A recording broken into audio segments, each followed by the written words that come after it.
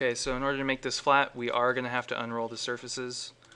So let's go ahead and select our first panel, and in right view, type unroll surface.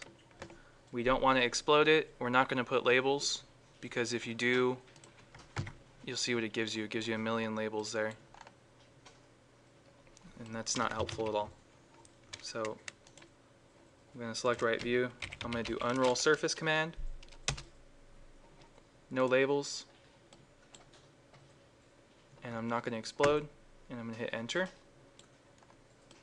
And now what we need to do is just make sure that it's in the right direction.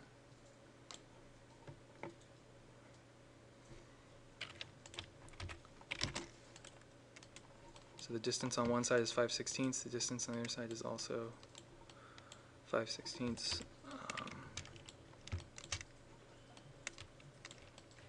it matter the direction on something flat? So we're going to cut it, or we should have the kind of like... Yeah, I guess it'll be alright. So I'm going to just move it out of the way, and let's go ahead and hide it. And let's do the next one. So I'm going to make, or not make 2D, I'm going to unroll surface. And I'm always going to do it in the same view just so it's consistent. So I'm going to unroll surface always in right view. And there's our next profile.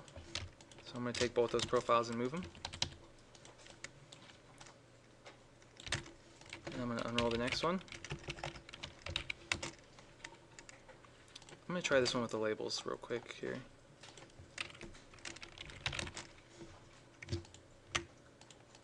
Yeah, we don't want to do that.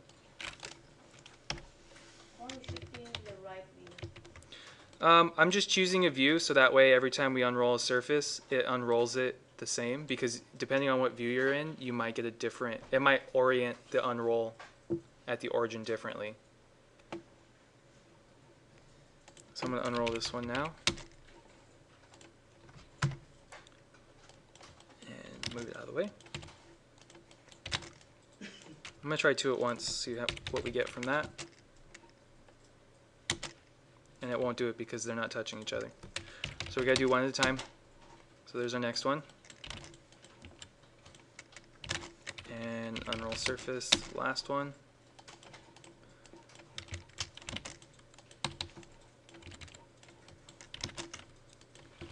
Okay.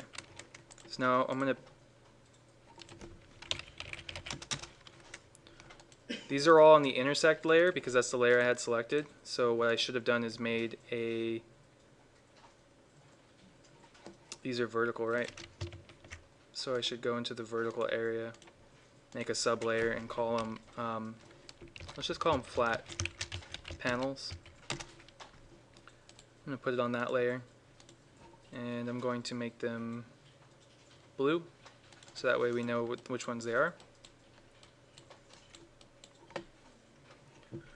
And then we just need to do the exact same process, but for the horizontal panels. So I'm going to do each one of these in top view. And I should also create a layer for myself. I'm going to call it flat panels again. I'm going to make sure to put an H in front of it so I know.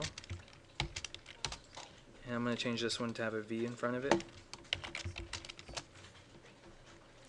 And I'm going to change the color to red. Select that. Now when I unroll that surface, there it is.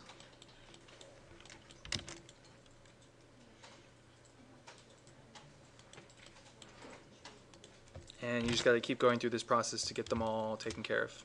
So I'm going to go through this, pause the video, go through this whole process, and then I'll start it back up again. Okay, now that I have all my surfaces unrolled, I'll have all 15 of my, let's see, what are they, horizontal, and my 5 vertical. Another thing that can help here, since the labeling wasn't working so well for us, is if we want to, so that way you don't have to think about it, is you could do a text layer,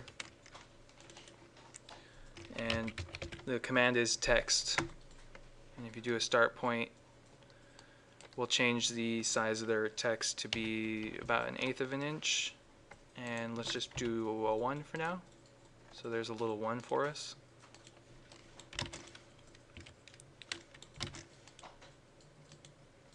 So then you could go ahead and go through that and start to label each one of these, and that's actually not 1. The way I unrolled it, this was 1. And then you can just copy that up to each one of these. And change the number of each one of them.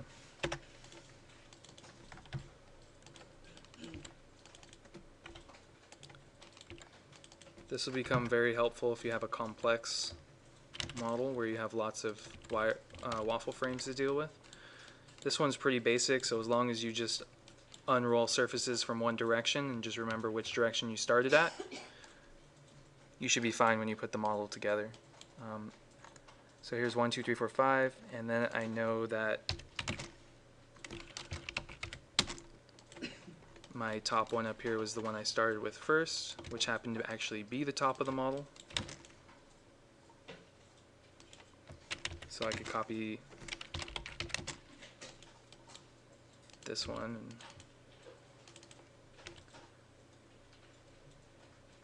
and make it a 2.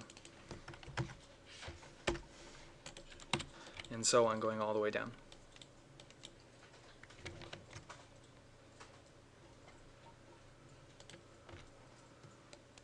Okay, now so for our last step, we have everything numbered.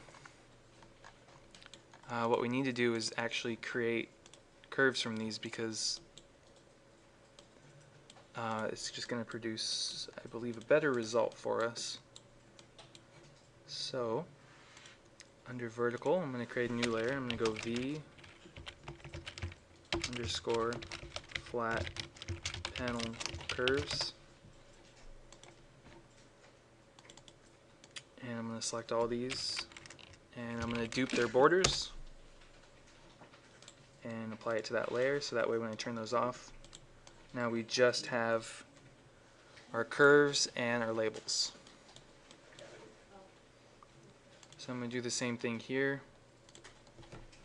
H underscore flat panels curves. I'm going to make them some kind of a red. And I'm going to select all those. And the command is dupe border.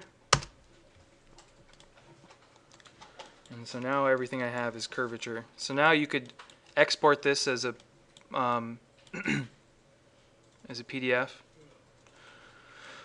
or typically what you do is an Illustrator file, and then from there you can send it to the laser cutter and have it cut it out. Another thing I would do is probably draw a rectangle for a reference, so you can figure out how big of a piece of paper you need, and maybe I want to go 11 by 17. And it looks like it might fit on an 11 by 17. If I move it down and over a little bit, and then I select my other portions here, and maybe I just want to rotate them, move them up and over. Now if I buy an 11 by 17 piece of mat board or something like that, I know for a fact it'll all laser cut on one sheet.